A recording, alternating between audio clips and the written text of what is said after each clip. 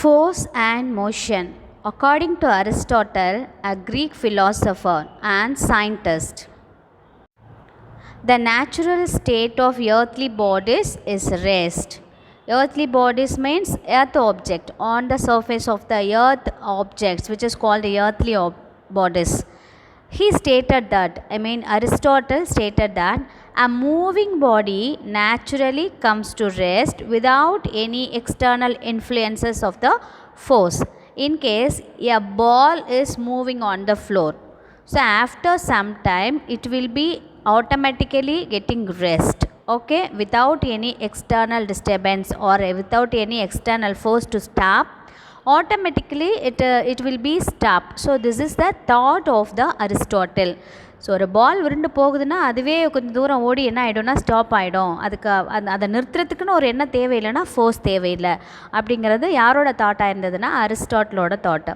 comes to rest without any external influence of the force. Such motions are termed as natural motion. So this type of motions which is called natural motions. So need not to be any external force to stop the object, stop the material. So which is called natural motion. So natural motions means force independent, okay, without dependent any external force. So that's why which is called a force independent, okay. So this is one type of action or force. So next just இப்போ சொன்ன points-க்கு just opposite. He also proposed the same thing. He also proposed the contrary, okay, contrary thought. He also proposed that a force, actually force, which is two kind of forces are there. One is a push force or pull force. ஒன்று வந்து தள்ளுறது, இன்னொன்று இழுக்கிறது. He also proposed that a force is needed to make the bodies to move from their natural state. Now what is the natural state? Maximum எந்த moving ஆப்ஜெக்ட்னாலும் so after sometimes it will be get the rest position, no, so that is the natural state. Finally it will be reach one position, that is rest.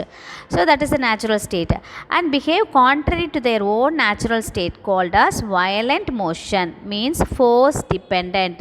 Just இதுக்கு முன்னாடி சொன்ன பாயிண்ட்டுக்கு just opposite. What is that? First என்ன சொன்னோம், no need to external force to stop the object. So that is the first point. Second point is a moving object is needed to the external force to stop. So this is the second thought, okay, called as natural state, contrary to their own natural state called as violent motion. force dependent. அந்த moving ஆப்ஜெக்டை நிறுத்துறதுக்கு கண்டிப்பாக என்ன தேவை, ஒரு external force தேவை. இப்போ ஒரு ஃபேன் சுற்றிக்கிட்டு இருக்கு, அதை நான் ஆஃப் பண்ணணும்னா என்ன பண்ணணும், ஸ்விட்ச் ஆஃப் பண்ணணும். That is the external force. ஒரு பால் லைட்டாக மூவ் ஆகிட்டுருக்கு, மீண்டும் போய் அதுக்கு நான் எக்ஸ்டர்னல் ஃபோர்ஸ் கொடுத்து உதைக்கிறேன்னு வச்சுக்கோங்களேன், இன்னும் ஃபாஸ்ட்டாக போகும். ஸோ அதை ஸ்டாப் பண்ணுறதுக்கு நம்ம அப்படி மூவிங் பாலை போய் டக்குன்னு என்ன பண்ணிடுறோம்னா பிடிச்சிடுறோம், நம்மளே போய் பிடிச்சிடுறோம். ஸோ அது ஸ்டாப், அந்த எக்ஸ்டர்னல் ஃபோர்ஸ்னால பால் என்ன ஆகிடுச்சு அப்படின்னா மூவ் ஆகிறது ஸ்டாப் ஆகிடுச்சு, okay. Force depend. Further he said, when two different mass bodies are dropped from a height, a heavier body falls faster than the lighter body. If we take any two balls, one is the bigger in size, another one is the small in size, okay. So when ரெண்டு பாலை என்ன பண்ணுறோன்னா சைமல்டேனியஸாக ஒரே டைமில் மேலேருந்து கீழே தூக்கி போடுறோம்.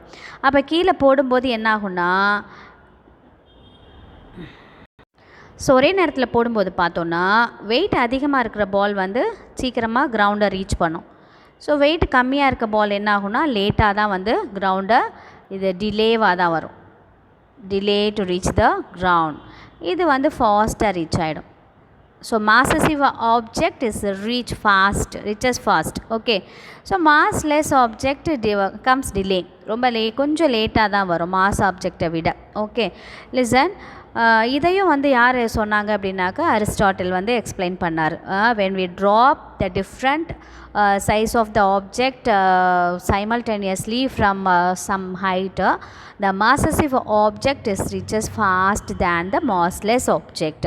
ஸோ இதுக்கு ரீசன் நமக்கு ஏற்கனவே தெரியும். என்ன அப்படின்னா, மாசிவ் ஆப்ஜெக்ட் வெயிட் ஜாஸ்தியாக இருக்கும், அப்போ கிராவிடேஷன் புல் வந்து ஜாஸ்தியாக இருக்கும். இன்னொன்று மாஸ்லெஸ் ஆப்ஜெக்ட்டுக்கு கிராவிடேஷனல் புல் வந்து கம்மியாக இருக்கும். இன்னொரு ரீசன் அதுக்கு என்னன்னு கேட்டாக்கா ஏர் ரெஸ்ட்ரிக்ஷன். ஃபார் எக்ஸாம்பிள் இது வந்து ஒரு கலீலியோ எக்ஸ்பெரிமெண்ட்டை இப்போ சின்ன கிளாஸில் படிச்சிருப்பீங்க. Okay, feather and coin experiment.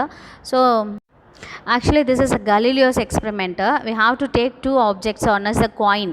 This is coin and another one is a feather. This is a very famous experiment, feather and coin experiment.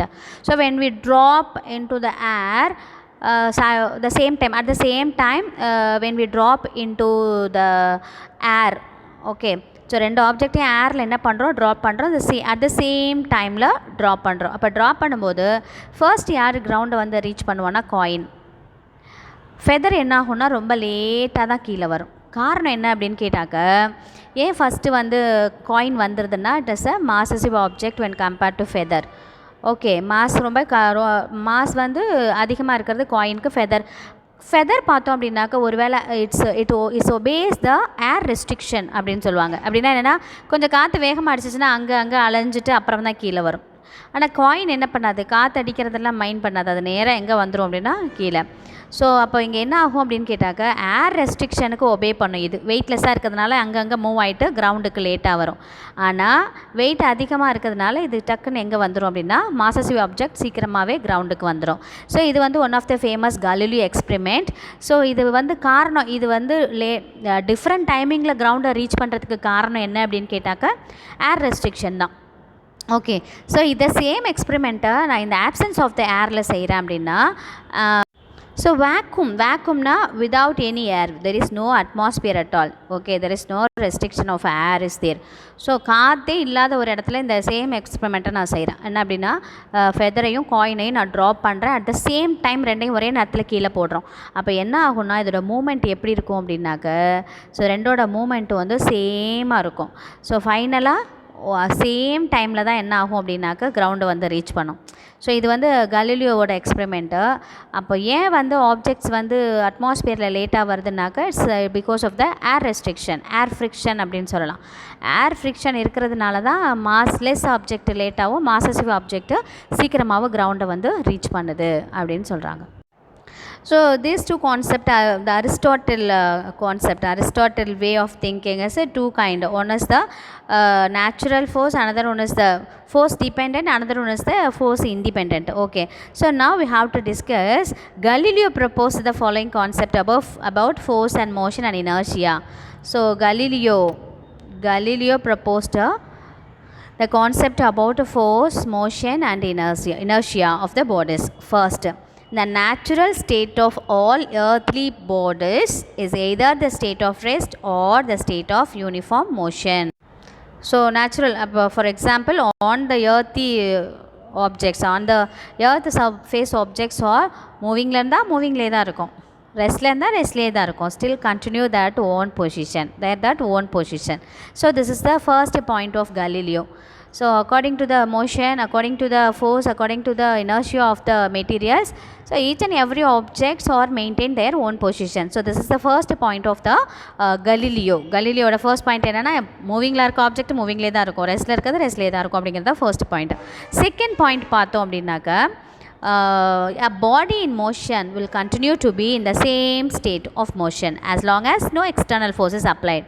So for example, if there is no, இது வந்து கிட்டத்தட்ட பார்த்தோம் அப்படின்னாக்க அரிஸ்டாட்டிலோடதோட கொஞ்சம் இதாகும். எதுவும் external force எதுவும் கொடுக்கல அப்படின்னாக்கா ஸ்டில் அது எந்த பொசிஷனில் இருக்கும், ரெஸ்ட்ல இருந்தால் ரெஸ்ட்லேயே தான் இருக்கும், மோஷனில் இருந்தால் மோஷன்லேயே தான் இருக்கும் அப்படிங்கிறது தான் வந்து second point of Galileo.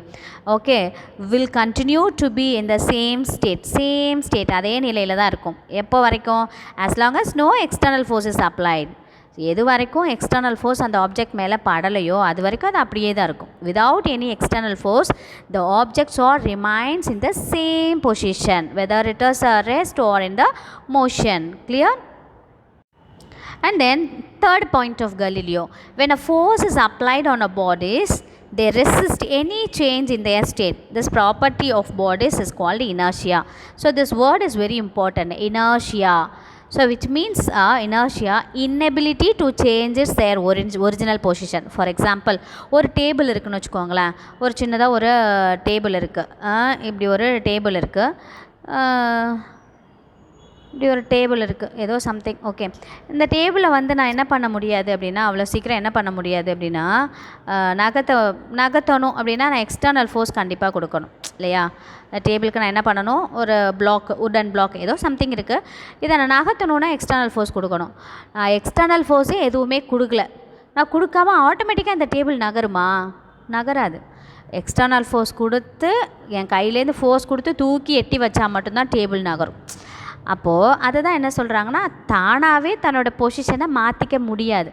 So that concept which is called inertia, inability. அதெல்லாம் முடியாது, inability to change there original position. அது எந்த பொசிஷனில் இருக்கோ அதுவாக என்ன பண்ணிக்க முடியாதுன்னா மாற்றிக்க முடியாது. ஸோ இதுதான் வந்து இனர்ஷியா அப்படின்னு சொல்கிறாங்க. ஓகேவா?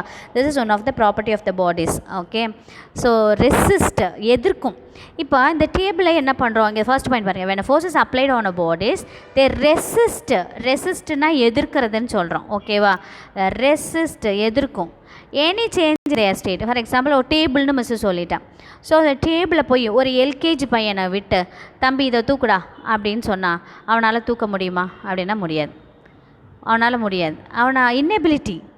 அப்போது அந்த டேபிளுக்குன்னு ஒரு வெயிட் இருக்கும், அந்த வெயிட்டை விட கொஞ்சம் அதிகமான வெயிட் உள்ள ஆட்களோ இல்லை அதிகமான வெயிட்டை கொடுக்குற ஆட்களோ அதை வந்து நகர்த்தினா தான் அது நகரும். அது வரைக்கும் அது என்ன தான் பண்ணுன்னாக்க அதால் நகர முடியாது.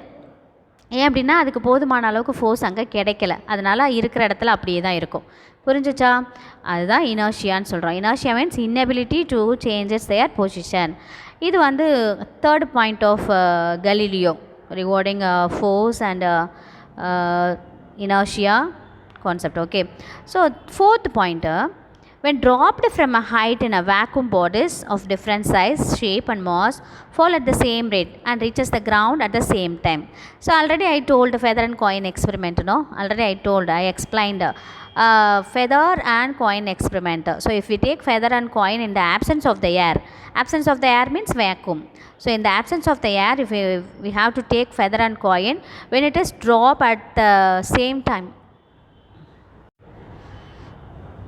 mass fall at the same rate and reach the ground at the same time. Vapor in the absence of the air, in the vacuum. அப்போ தான் வந்து சேம் ரேட்டில் சேம் டைமில் வந்து கிரவுண்டை வந்து ரீச் பண்ணும். ஓகே, ஸோ இந்த ப்ரெசன்ஸ் ஆஃப் த ஏர், இந்த ப்ரெசன்ஸ் ஆஃப் த ஏர் அப்படின்னா நம்மளோட அட்மாஸ்பியரில் ஒரு மாடியிலேருந்து ஒரு கல்லையும் ஒரு பேப்பரையும் தூக்கி போடுறேன்னு வச்சுக்கோங்க, இல்லை ஃபெதரையுமே தூக்கி போடுறேன். ஃபஸ்ட்டு ஏர் வந்துடுவா, ஸ்டோன் ஃபஸ்ட்டு வந்துடும், அப்புறம் தான் பேப்பர் வரும். அது வந்து இந்த atmosphere.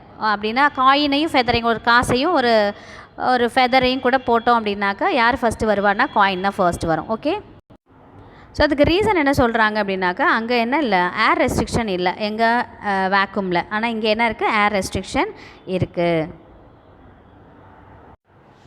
So now we have to discuss about inertia. Okay, so இனர்ஷியானா நமக்கு ஏற்கனவே தெரியும், மிஸ் சொன்னால் inability to changes their original position. ரெஸ்ட்லேருந்து ரெஸ்ட்லேயே இருக்கும், மூவிங்கில் தான் மூவிலே இருக்கும், அதுவே தன்னை என்ன பண்ணிக்க முடியாது, மாற்றிக்க முடியாது. That is inertia.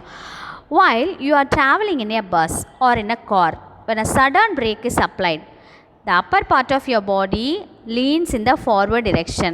நல்லா இது ஒரு நல்லா நீங்கள் லைஃப்பில் எக்ஸ்பீரியன்ஸ் பண்ணது தான். ஸோ நீங்கள் வந்து கூகுள் எல்லாம் போட்டு பார்த்தீங்க அப்படின்னாக்கா அந்த பிக்சர்ஸ் இது வந்து நம்மளாக ஃபீல் பண்ண ஒரு விஷயம். பிக்சர்ஸ் பார்க்குறதுல நீயே ஃபீல் பண்ண, பஸ்ஸில் ஏறி உட்காடுறோம் இல்லை காரில் ஏறி உட்காடுறோம், சடன் பிரேக் போடுறாங்க. சடன் பிரேக் போட்ட உடனே பார்த்தோன்னா நம்ம பாடி வந்து ஆட்டோமேட்டிக்காக சடன் பிரேக் போட்டோன்னே பின்னால் போகாது, முன்னால் வரும். பார்த்துருக்கீங்களா? Upper part of your body leans in the forward direction. Similarly when the vehicle suddenly is move forward from rest. இப்போ கார் சும்மா நிற்கிது, பஸ்ஸு நிற்கிது, இப்போ டிரைவர் ஏறி உட்காடுறாங்க. டிரைவர் என்ன பண்ணுறாங்க, வண்டியை ஸ்டார்ட் பண்ணுறாங்க. ஸ்டார்ட் பண்ணோடனே அப்போ நீங்கள் பார்த்தீங்கன்னா, அதை ஃபீல் பண்ணிங்கன்னா அப்படியே சீட்டோடு போய் ஒட்டிடுவீங்க. உன்னோட பாடி என்ன பண்ணணும்னா சீட்டோடு போய் ஒட்டும். அதுக்கப்புறம் தான் கொஞ்சம் ஃபார்வர்டாக வந்து மீண்டும் ஒரிஜினல் பொசிஷனுக்கு போவோம். ஞாபகம் இருக்கா? கொஞ்சம் அப்படியே திங்க் பண்ணி பாருங்கள். So this is due to any body would like to continue to be in the state of rest or the state of motion. This is known as inertia. அதுதான். So any object maintain their own position. இப்போ for example bus நிற்கிது, bus நான் எடுக்கலை, நம்ம உட்காந்து தான் இருக்கோம். So இப்போ வண்டி ஸ்டார்ட் பண்ண உடனே என் பாடி அது வரைக்கும் பஸ்ஸும் ரெஸ்ட்டில் இருந்தது, பஸ்ஸு கூட என் பாடியும் சேர்ந்து ரெஸ்ட்டில் இருந்துச்சு. பஸ்ஸும் ரெஸ்ட்டில் இருந்தது, யாரும் ரெஸ்ட்டில் இருந்தா, பாடியும் ரெஸ்ட்டில் இருக்குது. இப்போ திடீர்னு என்ன ஆகுதுன்னா பஸ்ஸு மூவ் ஆகிடுச்சு, இன்னும் என்னோடய பாடி மூவ் ஆகலை, என்னோடய உடம்பு வந்து பஸ்ஸு சடனாக மூவ் ஆகிடுச்சு, இப்போ என்னோடய பாடி மூவ் ஆகலை, நான் மீண்டும் எங்கே தான் இருக்க ஆசைப்பட்றேன், ஃபர்ஸ்ட் உடனே அந்த ரெஸ்ட்லேயே இருக்க தான் ஆசைப்பட்றேன். அதனால தான் என் பாடி எங்கே போகும், பஸ்ஸு ஒரு செகண்ட் லைட்டாக அப்படி மூவ் ஆனால் கூட நம்ம பாடி எப்படி போகும், சீட்டோடு போய் ஒட்டிக்கும். ஒரு செகண்டுக்கு அப்புறம் தான் என்ன பண்ணுவோன்னா பஸ்ஸோட மூவிங்கோடு சேர்ந்து நம்ம பாடியும் மூவ் ஆக ஆரம்பிக்கும். அதுக்கப்புறம் கொஞ்சம் முன்னாடி வந்துட்டு நார்மல் பொசிஷனில் போய் உட்காருவோம். பார்த்துருக்கீங்களா? ஸோ இதுதான் என்னென்னா, அதே மாதிரி இப்போ கார் வந்து மூவிங்கில் இருக்குது. ஸோ மூவிங்கில் இருக்க காரில் திடீர்னு சடன் பிரேக் போட்டால் காரோட சேர்ந்து பாடியும் மூவ் ஆகிட்டே இருக்குது. சடன் பிரேக் போட்டோன்னே கார் நின்றுச்சு, ஆனால் நம்ம பாடி சடனாக எங்கே வரல, ரெஸ்ட்டுக்கு வரலை. அப்போ ரெஸ்ட்டுக்கு வராததுனால தான் என்ன பண்ணுறோன்னா, நல்ல ஃபார்வேர்டாக மூவிங்லேயே நம்ம இருக்கோம், ஃபார்வேர்டாகவே போகிறோம், அதுக்கப்புறம் தான் பின்னாடி ரெஸ்ட்டுக்கு வருவோம். புரியுதா? அப்படின்னா என்ன அர்த்தம்னாக்க, whatever the object maintain their own position. Like ரெஸ்ட்டுனா ரெஸ்ட்லேயே இருக்க ஆசைப்படும், மோஷன்னா மோஷன்லேயே இருக்கும். ஸோ அதுலேருந்து இன்னொரு ரெஸ்ட்லேருந்து மோஷனுக்கோ இல்லை மோஷனுக்கேருந்து ரெஸ்ட்டுக்கோ வரத்துக்கு சின்ன ஒரு சேஞ்சஸ் அங்கே இருக்கும். ஸோ அதை தான் என்ன சொல்கிறாங்க அப்படின்னாக்கா, state of rest or state of motion. So which is called inertia. The inherent property of a body to resistனா தடுக்கிறது, எதிர்க்கிறது, any change in its state of rest or state of motion. அதான் ஓய்வில் ரெஸ்ட்டில் இருக்கும்போது ரெஸ்ட்லேருந்து மோஷனுக்கு போகும்போது அது ஒரு எதிர்ப்பை கொடுக்கும். மூவிங்லேயே இருக்க ஆப்ஜெக்ட் திடீர்னு ரெஸ்ட்டுக்கு வரணும் அப்படின்னா டக்குன்னு வராது. ஸோ அந்த மூவிங்லேயே இருக்கும், அதுக்கப்புறம் தான் எங்கே வரும்னா ரெஸ்ட்டுக்கு வரும். ஸோ அதுதான் அந்த ஒரு எதிர்க்கும் பண்பு இருக்கு இல்லையா. ஸோ அந்த against force which is called resist any change state of rest. அந்த ரெஸ்ட்லேருந்து மூவிங்க்கு மாற்றணுன்னா ஒரு எதிர்ப்பு தன்மை. அதே மாதிரி மூவிங்லேயே இருக்கிறது ரெஸ்ட்டுக்கு வரணுன்னா ஒரு அகைன்ஸ்ட் ஃபோர்ஸ் இருக்கும். ஓகேவா? unless it is influenced upon by a external unbalanced force, this is known as inertia. So what this is the one of the 2 mark question, what is inertia? You can do this. What is inertia? ஒரு tumbler கீழே வச்சுக்கிறோம், மேலே ஒரு card board, அதுக்கு மேலே ஒரு coin வச்சுக்கிறோம். Okay, இதில் ஒரு காயின் இருக்குது பார்த்தீங்களா, காயின் வச்சுக்கிறோம். இப்போ நான் என்ன பண்ணுறேன் அப்படின்னா, கீழே டம்ளரில் மேபி நம்ம வாட்டர் கூட வச்சுக்கலாம், அது ஒன்றும் ப்ராப்ளம் இல்லை. இப்போ என்ன பண்ணுறோம், நான் விரல் வச்சு இந்த மாதிரி சுண்டி விடுறேன், விரல் வச்சு இப்படி தட்டி, யாருக்கு மட்டும்தான் நான் ஃபோர்ஸ் கொடுக்குறேன், myself given only the கார்ட்போர்டுக்கு மட்டும்தான் நான் என்ன பண்ணுறேன்னா ஃபோர்ஸ் கொடுக்குறேன். அப்போ கார்ட்போர்டு போய் நான் கொடுத்த ஃபோர்ஸுக்கு ஏற்ற மாதிரி எட்டி போய் விழுந்துடும். ஆனால் அந்த காயினுக்கு நான் ஃபோர்ஸ் கொடுக்கவே இல்லை. அப்போ காயின் என்ன பண்ணும், தனக்கு ஃபோர்ஸ் கொடுக்காததுனால கிராவிட்டினால் உள்ளே இழுக்கப்பட்டு தண்ணிக்குள்ளே டம்ளருக்குள்ளே தான் விழும். அப்போது கார்ட்போர்டுக்கு நான் ஃபோர்ஸ் கொடுத்தேன் மூவ் ஆகிறதுக்கு, ஆனால் காயினுக்கு ஃபோர்ஸ் கொடுக்கல இல்லையா. அப்போ coin want to maintain the rest position. Okay, so அப்போ ரெஸ்ட் பொசிஷனில் தான் இருக்கும், பட் அங்கே கிராவிட்டி என்ன பண்ணிக்கணும்னா டம்ளருக்குள்ளே பிடிச்சி இழுத்துக்கும். So this is example for inertia. Explanation of the activity. The activity described above, the inertia of coin keep it in the state of rest. ரெஸ்ட்டில் தான் இருக்க ஆசைப்படும். When the cardboard moves, then when the cardboard has moved, the coin falls into the tumbler due to gravity. This happens due to the inertia of rest. Okay, this is example for inertia of rest. The types of inertia. Inertia can be classified into 3 types. Okay, how many types? 3 types. The first type of inertia is inertia of a rest. Okay, the first type is inertia of a rest. So what is inertia of rest? The resistance of a body to change its state of rest is called inertia of rest. Okay, இப்போ ஒரு object ரெஸ்ட்டில் இருக்குது. Okay, இப்போ நம்ம table சொன்னோம், ஒரு பெரிய பாறை,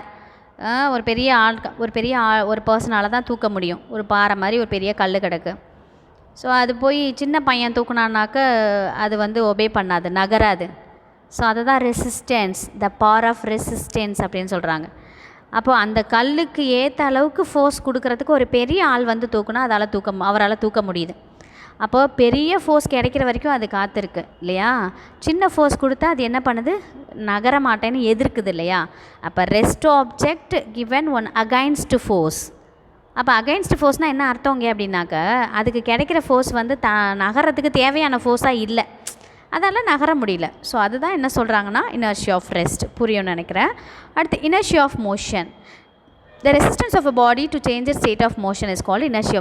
இப்போ மூவிங்கில் இருக்க ஆப்ஜெக்டை டக்குன்னு பிடிச்சி நான் ஸ்டாப் பண்ணுறேன், டக்குன்னு உடனே அட் த மொமெண்ட் என்ன ஆகாதுன்னா ஸ்டாப் ஆகாது, ஒரு ரெசிஸ்டன்ஸ் கொடுக்கும், ஒரு எதிர்ப்பு கொடுக்கும். ஸோ அதுதான் இனர்ஷியா ஆஃப் அ மோஷன். இதுக்கு ஒரு பெஸ்ட் எக்ஸாம்பிள் சொல்கிறேன் பாருங்களேன், நல்லா கவனிங்க. ஒரு பஸ்ஸெல்லாம் பார்த்துருவோம், பஸ்ஸில் எல்லாம் பார்த்தோன்னா மேக்ஸிமம் பாய்ஸ் என்ன பண்ணுவாங்கன்னா பின்னால் வழியாக ஏறிடுவாங்க. ஸோ தொங்கிட்டுலாம் வருவாங்க. ஸ்டாப் வரத்துக்கு முன்னாடியே பார்த்தோம் அப்படின்னா அப்படியே லைட்டாக என்ன பண்ணுறாங்க, ஸ்டாப் வரத்துக்கு ஒரு 10 அடிக்கு முன்னாடியே என்ன பண்ணிடுவாங்க, ஜென்ஸ் இறங்கிடுவாங்க. அப்போ பஸ் எப்படி இருக்கும், மூவிங்கில் இருக்கும். இறங்கின உடனே தரையில் தானே நிற்கிறாங்க, டக்கு நிற்கலாம்ல, நிற்க முடியாது அவங்களால. அவங்க என்ன பண்ணுவாங்கன்னா அப்படியே ஓடிக்கிட்டே இருப்பாங்க. பார்த்துருக்கீங்களா, ட்ரெயின்லேயும் பஸ்லேயும் பார்த்துருக்கலாம். மூவிங் பஸ், மூவிங் ட்ரெயின்லேருந்து இறங்குறவங்க அப்படியே ரன் ஆகிட்டே இருப்பாங்க. ரன் ஆகிட்டே இருந்துட்டு அதுக்கப்புறம் தான் ஸ்டாப் ஆவாங்க, பார்த்துருப்பீங்க. Yeah, a person get down from the bus or train. So after get down, he is moving sometimes. கொஞ்சம் தூரம் அப்படியே ஓடிக்கிட்டே இருப்பாங்க. அதுக்கப்புறம் தான் ஸ்டாப் ஆகி ரெஸ்ட்டில் நிற்பாங்க. ஸோ அப்போ காரணம் என்னென்னா, பஸ்ஸு மூவிங்கில் இருக்குது. பஸ்ஸுக்குள்ளே இருக்க அவரோட பாடியும் எப்படி தான் இருக்குது, மூவிங்கில் தான் இருக்குது. திடீர்னு இறங்கினோடனே அவரோட பாடி, பஸ்ஸு மூவிங்கில் இருந்ததுனால அவர் மூவிங்கில் இருந்தாரா, அவர் டக்குன்னு கீழே இறங்கும்போது அவரோட பாடி திடீர்னு ரெஸ்ட்டுக்கு ஒத்துக்கலை. அப்போது அவரோட பாடி எதுலேயே தான் இருக்குது, மூவிங்லேயே தான் இருக்குது. அப்போ ஆட்டோமேட்டிக்காக அவரோட பாடி மூவிங், தரைக்கு இறங்கியும் அப்படியே ஓடிக்கிட்டே தான் இருக்கார். அதுக்கப்புறம் தான் ஸ்டாப் ஆகுறாரு. புரியுதா? ஸோ அதுதான் inability to change its the moving position. Moving, அந்த மூவிங் அப்படிங்கிறத இம்மீடியட்டாக இன்ஸ்டண்ட்டாக டக்குன்னு ரெஸ்ட்டு கொண்டு வர முடியாது. ஸோ அதுதான் என்ன சொல்கிறோம், inertia of the motion. புரியுதா? ஸோ தேர்ட் டைப் ஒன்று இருக்குது, inertia of direction. The resistance of a body to changes the direction of the motion is called inertia of direction. So inertia of directionக்கு அழகாக ஒரு example சொல்லலாம். என்ன எக்ஸாம்பிள்னா, காரில் நம்ம போகும்போது லெஃப்ட் சைடு வளைச்சாங்க அப்படின்னா நம்ம ரைட் சைடு மூவ் ஆகும். ரைட் சைடு வளைச்சாங்கன்னா நம்ம லெஃப்ட் சைடு மூவ் ஆகும். ஞாபகம் இருக்கா? அப்போ லெஃப்ட் ரைட் அப்படிங்கிறது என்ன அப்படின்னு அர்த்தம்னாக்க, இப்போ கார்லேருந்து இப்போ லெஃப்ட் சைடு வந்து ஒரு வளைவு பாதை வருதுன்னா நம்மளும் லெஃப்ட்டில் தானே சாயணும். ஆனால் நம்ம ஸ்ட்ரைட்டாக அது வரைக்கும் நம்ம ஸ்ட்ரைட்டாக போயிட்டுருந்தோம். அப்போ என் பாடி எப்படியே தான் இருக்க ஆசைப்படும்னா ஸ்ட்ரைட்டாகவே இருக்க ஆசைப்படும். நீ டக்குன்னு லெஃப்ட்டுக்கு காரு டக்குன்னு திரும்பிடும், என் பாடி இன்னும் என்ன ஆகலை, லெஃப்ட் சைடுக்கு திரும்பலை. அதனால ஒரு எதிர்ப்பு கொடுக்கும். ஒரு ரைட் சைடு திரும்பிட்டு மீண்டும் என்ன பண்ணுவோம், டக்குன்னு லெஃப்ட்லேயே சாஞ்சிருவோம் இல்லையா? ஸோ அந்த ஒரு எதிர்ப்பு தன்மையை கொடுக்குது இல்லையா? எதிர்ப்பு தன்மையை கொடுத்து ஸ்ட்ரைட் லைனில் போக ஆசைப்படும். ஸ்ட்ரைட் லைனில் போக அப்புறம் இல்லை லெஃப்ட்டில் தான் சாயணும் அப்படிங்கும்போது ஒரு எதிர்ப்பு, ஒரு ரைட் ஆக்சுவலாக நம்ம ரைட்லேயே சாயலை. அது வந்து அந்த மூமெண்ட் என்னென்னா ஸ்ட்ரைட் லைனில் போகிறதுக்கான மூமெண்ட் தான். ஸோ ஓகேவா, ஸ்ட்ரைட்டாக போகிறதுக்கு தான் பாடி வந்து பிரியப்படும், ஸ்ட்ரைட்டாக போகிறதுக்கு தான் பிரியப்படும். கார் இப்படி லெஃப்ட்டில் போகும்போது என் பாடி என்ன ஆகும்னா ரைட்டில் திரும்புறதா நினைப்போம். அந்த ரைட்டுங்கிறது என்னென்னா ஸ்ட்ரைட் லைன், இந்த ரைட்டுங்கிறது என்னென்னா ஸ்ட்ரெயிட் லைன். அதுக்கப்புறம் ஆட்டோமேட்டிக்காக காரோட டைரெக்ஷன்லேயே நம்மளும் இப்படி சாய்வோம். ஓகே, ஸோ அப்படின்னா inertia of direction. இம்மீடியட்டாக the object could not change their direction. Okay, so கொஞ்சம் ஒரு ஜர்க்கு கொடுத்துட்டு ஒரு ஆப்போசிட் டைரெக்ஷன் ஃபோர்ஸ் கொடுத்துட்டு அதுக்கப்புறமா என்ன ஆகும் அப்படின்னா லெஃப்ட் பக்கமே சாஞ்சிரும். ஓகே, இது இனர்ஷியா.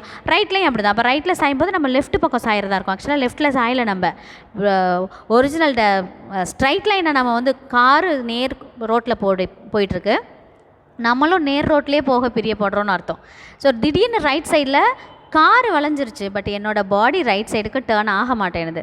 ஸோ ஒரு செகண்ட் என்ன ஆகும்னா நம்ம லெஃப்ட்டில் ஆக்சுவலாக அது லெஃப்ட்டில் சாயிற மாதிரி இருக்கும். ஆக்சுவலாக என்னோடய பொசிஷன் ஸ்ட்ரைட்டாக போகிறதுக்கு, ஸ்ட்ரைட் லைனில் போகிறதுக்கு பிரியப்படுது. டக்குன்னு என்னால் என்ன பண்ண முடியலன்னா ரைட்டில் சாய முடியல. அப்புறம் மீண்டும் ரைட்டில் நம்ம சாஞ்சு மூவ் பண்ணுவோம். ஸோ இதுதான் inertia of direction. Examples for inertia. An athlete runs some distance before jumping because this will help him jump longer and higher. இப்போ அத்லெட்ஸ்லாம் நிறைய ஜம்ப் பண்ணுறாங்க இல்லையா? அப்போ ஜம்ப் பண்ணும்போது கொஞ்சம் தூரத்துலேருந்து நின்று அப்படியே ஜம்ப் பண்ணலாம்ல, ஜம்ப் பண்ண முடியாது. ஏன்னா ரெஸ்ட்டில் இருப்பாங்க. ரெஸ்ட்லேருந்து டக்குன்னு அவ்வளோ ஹைட் என்ன பண்ண முடியாதுன்னா ஜம்ப் பண்ண முடியாது. அப்போ என்னென்னா inertia of என்ன சொல்கிறது, மூவிங், inertia of motion. ஒரு குறிப்பிட்ட தூரத்துலேருந்து மோஷன்லேயே வரும்போது அந்த மூவிங்லேயே டக்குன்னு என்ன பண்ணிடலாம் அப்படின்னா ஜம்ப் பண்ணிடலாம். ஓகேவா? ஸோ அதனால் அப்படி கொஞ்சம் தூரம் ஓடி வந்து அப்புறம் தான் ஜம்ப் பண்ணுவாங்க. So that is inertia of motion. Because இது எதுக்கு ஹெல்ப் பண்ணும் அப்படின்னாக்கா this will help him jump longer and higher. Okay, second point, when you make a sharp turn while driving a car, you turn to lean sideways, inertia of direction. இது நம்ம example நிறையவே சொல்லிட்டோம். And then when you vigorously shake the branches of a tree, some of the leaves and fruits are detached and they fall down. This is inertia of rest. So inertia of restல இருக்கும். இப்போ for example fruits என்ன பண்ணிகிட்ருக்கோன்னா inertia of restல இருக்கும். போட்டு ரொம்ப ஆட்டும்போது இம்மீடியட்டாக அது என்ன பண்ண முடியாது அப்படின்னா மூவிங்க்கு வர முடியாது. ரொம்ப ஸ்டிஃபாக ரெஸ்ட்லேயே தான் இருக்கும். ரொம்ப நீ ஷேக் பண்ணும்போது என்ன ஆகும் அப்படின்னு கேட்டாக்கா அந்த ரெஸ்ட்லேருந்து ஒரு அகைன்ஸ்ட் ஃபோர்ஸ் கொடுத்து மீண்டும் மோஷனுக்கு வரும்போது அதுக்கப்புறமா என்ன பண்ணணும்னா கீழே விழுந்துடும். Listen, this is inertia of motion. So இங்கே ஒரு கேர்ளை பாருங்கள், ஸ்கேட்டிங் பண்ணுறாங்க. ஸோ அதில் பார்த்தோம் அப்படின்னாக்கா இது மூவ் பண்ணுறாங்க. கை எந்த பக்கம் போகுது பாரு, கால் அந்த பக்கம் அகலும் போது இந்த பக்கமாக கை போகுது இல்லையா. So this is inertia of a motion. So இப்போ டக்குன்னு இவங்களை என்ன பண்ண முடியாதுன்னா ரெஸ்ட்டுக்கு கொண்டுட்டு வர முடியாது. அப்போ ரெஸ்ட்டுக்கு கொண்டு வரும்போது ஒரு சின்ன அந்த மூவிங், இந்த பாயிண்டில் தான் நீ நிற்கணும் அப்படின்னு நம்ம சொல்லிட்டோன்னா அந்த பாயிண்ட்டை தாண்டி அவங்க மூவ் பண்ணி தான் நிற்பாங்க. So this is inertia of a motion. And then linear momentum. The impact of a force is more if the velocity and the mass of the body is more. Super. என்னென்னா ஒரு ஆப்ஜெக்டோட வெலாசிட்டினா ஸ்பீடுன்னு சொல்கிறோம். ஒரு ஆப்ஜெக்டோட mass into அதோட velocity ரெண்டை பொறுத்து தான் அதோட effect இருக்கும். ஃபார் எக்ஸாம்பிள் இப்போ பாருங்கள், இது வந்து ரொம்ப வயலண்ட்டாக ஃபீல் பண்ண வேணாம். இப்போ ஃபார் எக்ஸாம்பிள் ஒரு சின்ன சாக் பீஸ் எடுத்து இப்படி ஒரு மேலே போடுறோம், யார் மேலேயாவது போடுறோம். சின்ன சைஸ் சாக் பீஸு ஒரு 50 கிராம் வச்சுக்கோங்களேன். 50 கிராம் பெருசு தான். ஓகே, ஒரு 25 கிராம் சாக் பீஸ் எடுத்து ஒருத்தர் மேலே போடுறோம். போடும்போது என்ன ஆகுது அப்படின்னா ஏதோ பெருசாக ஒரு இன்ஜோடு ஒன்றும் இருக்காது, அடிப்படாது. ஓகே, ஸோ அப்போது அதோட எஃபெக்ட் எப்படி இருக்குன்னா அதோட மாஸ் 25 கிராம் இன்டோ அதோட ஸ்பீடு, நான் எவ்வளோ ஸ்பீடில் போடுறேன், இழுத்து அடிக்கிறேன்னா இல்லை லைட்டாக அப்படி போடுறேன்னா ரெண்டையும் மல்டிபிள் பண்ணி வர்ற ப்ராடக்ட் தான் என்னென்னா ஃபோர்ஸ் அப்படின்னு சொல்கிறோம். ஓகேவா. இப்போ அதே 25 கிராமில் ஒரு அயன் பால் எடுக்கிறோம். அயன் பால் எடுத்து முன்னாடி கொடுத்த ஸ்பீட்லேயே விட்டு அடிக்கிறோம். இப்போ என்ன ஆகும்னா காயம் ஏற்பட்டுரும். யார் மேலேயாவது பட்டுச்சுன்னா சாக் பீஸ் என்ன ஆகாது, காயம் ஏற்படுத்தியிருக்காது, ரத்தம் வந்திருக்காது. ஆனால் அயன் பால் என்ன பண்ணியிருக்கோம், ரத்தம் வந்திருக்கும். அதே 25 கிராம் தான், அதே ஸ்பீடு தான். அப்போ மாஸ் இன்ட்டு வெலாசிட்டி ரெண்டையும் மல்டிபிள் பண்ணும்போது ஸோ அதோட எஃபெக்ட் எப்படி இருக்கும் அப்படின்னாக்கா ஜாஸ்தியாக இருக்கும். அப்போது ஒரு ஒரு ஒரு கல்லோ ஒரு ஆப்ஜெக்டோ இன்னொரு இடத்துல எஃபெக்டை க்ரியேட் பண்ணுது அப்படின்னா என்ன அர்த்தம் அப்படின்னா அதோட மாஸையும் அதோட ஸ்பீடையும் பொறுத்து தான். ஓகே, இப்போ ஒரு பெரிய பால் இருக்குது, பால் எடுத்து செவரில் அடிக்கிறோம். இப்போ செவரு உடையாது. பால் சைஸுக்கு ஒரு கல்லில் இரும்பு குண்டு எடுத்து செவுத்தில் அடிக்கிறோம், செவரு உடஞ்சி போயிடும். அப்போது அது எஃபெக்ட் எப்படி இருக்கும் அப்படின்னா ஹெவியாக இருக்கும். அது depend upon the mass into speed. ஓகேவா. To quantity the impact of force, exactly a new physical quantity known as linear momentum. Linear momentum is defined. The linear momentum measures the impact of force on a body. The momentum ங்கிறது எப்படி calculate பண்ணுறோன்னா force of the body அப்படின்னு சொல்கிறாங்க. இப்போ momentum அப்படிங்கிறது யாரை சொன்னோம் நாம், product of mass and velocity. அப்போ இதுதான் momentum. ஸோ momentumங்கிறது product of mass and velocity. இங்கே கொடுக்குறாங்க பாருங்கள், product of mass and velocity of the moving body gives the magnitude of linear momentum. So it acts in the direction of the velocity of the object. Linear momentum is the vector quantity. So already know that vector quantity. What is vector quantity? It has a both magnitude and direction. என்ன இருக்கும் magnitude. இப்போ ஒரு object ஒரு கல் இங்கேருந்து இந்த பாயிண்ட்டுக்கு போகுது. அப்போ இந்த பாயிண்ட்டில் இந்த பாயிண்ட் போகுது. அப்போ இந்த கல்லோட மாஸ் என்ன, இந்த கல்லோட ஸ்பீட் என்ன, ரெண்டையும் மல்டிபிள் பண்ணோன்னா நமக்கு யார் கிடச்சிருவோன்னா மொமெண்டம் கிடச்சிரும். Momentum represent by small P. Small பின்னு சொன்னோம் அப்படின்னாக்கா அதான் மொமெண்டம் அப்படின்னு சொல்கிறாங்க. Mass into velocity. ஸோ ரெண்டையும் மல்டிபிள் பண்ணால் நமக்கு கிடைக்கிறது என்னென்னா லீனியர் மொமெண்டம். ஸோ இது வெக்டர் குவான்டிட்டின்னு சொல்கிறாங்க. ஏன் vector quantity? So vector quantity means ஒரு டைரெக்ஷன் இருக்கு இல்லையா. இப்போ இந்த பாயிண்ட்லேருந்து இந்த பாயிண்ட் வரைக்கும் நான் சொல்லிட்டேன், கண்டிப்பாக இட் ஹாஸ் சம் டிரெக்ஷன். அப்புறம் என்ன இருக்குன்னா மேக்னிடியூடு இருக்குது. ஸோ இங்கேருந்து 1 மீட்டர் அப்படின்னு வச்சுக்கோங்களேன், இல்லை ஒரு 5 மீட்டர் அப்படின்னு வச்சுக்கோங்க. அப்போ 5 meter is the magnitude. 5 meter is a magnitude. From this point to this point, this is the direction. So it has both direction and magnitude. So that which is called a vector quantity. அப்போ இதுக்கு opposite வந்து scalar quantity. Scalar quantity அப்படின்னா என்னென்னு கேட்டாக்கா it has only the magnitude, not direction. டிரெக்ஷனை நம்ம define பண்ண முடியாது, இதுதான் டிரெக்ஷன் சொல்ல முடியாது. ஸோ அது என்ன குவான்டிட்டினா ஸ்கேலார் குவான்டிட்டி. ஸோ அப்படி பார்த்தோன்னா linear momentum, I mean mass into velocity which is equal to the linear momentum, it is one of the vector quantity. Vector quantity means it has both magnitude and direction. Listen, linear momentum. Linear momentum, formula for the linear momentum is mass into velocity. Linear momentum represented by small p. So mass for small m, velocity for small v. It helps to measure the magnitude of force. So இதை வச்சு linear momentum வச்சு நம்ம என்ன linear மொமெண்டத்தோட use என்ன miss அப்படின்னு கேட்டால் we have to calculate the magnitude of force. Magnitude of force நாக்க ஒரு மெட்டீரியலோட ஃபோர்ஸ் எவ்வளோ இருக்குது, அளவு, ஃபோர்ஸோட அளவு. அதான் சொல்கிறேன்னா, ஒரு சாதாரண பந்து எடுத்து அடிக்கிறோம் செவுத்தில், ஒன்றும் ஆகாது. அதே அளவு ஒரு இரும்பு குண்டு எடுத்து செவுத்தில் அடிச்சோன்னா செவுறு உடஞ்சிரும். அப்போ force of the ball is entirely different from the force of the iron ball. So we can easily calculate from the linear momentum the force, I mean magnitude of force. Magnitude quantity சொல்லலாம், magnitude அளவு, எவ்வளோ ஃபோர்ஸுங்கிற அளவை linear மொமெண்டத்துலேருந்து calculate பண்ணிக்கலாம்.